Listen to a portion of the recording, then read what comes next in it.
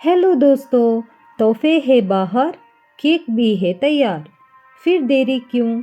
चले देखते हैं वर्लन का बर्थडे सेलिब्रेशन। तालियां बजा के बर्थडे विशेस दिया, केक काट के मुंह मीठा किया। आए थे मेहमान प्यारे, हाथ में लेके तोहफे सारे।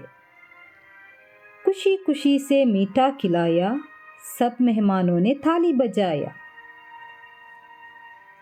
बर्थडे का है ये वजूद, नाना नानी मौसा मौसी चाची बुआ और भी मेहमान थे मौजूद। दोस्तों के साथ बर्थडे मनाया, खूब सारा खुशी पाया। अब है बारी मनोरंजन की, खेलना है गाना है नाचना है, आइए देखते हैं।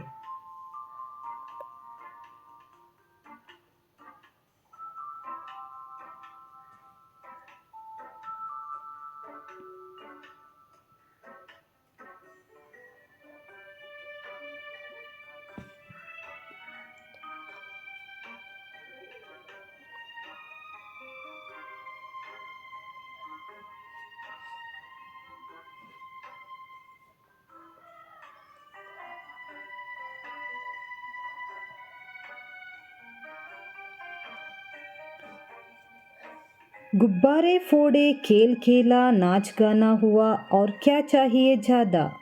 इतना सारा मस्ती किया, बर्थडे सेलिब्रेशन बहुत ज़्यादा ग्रैंड किया।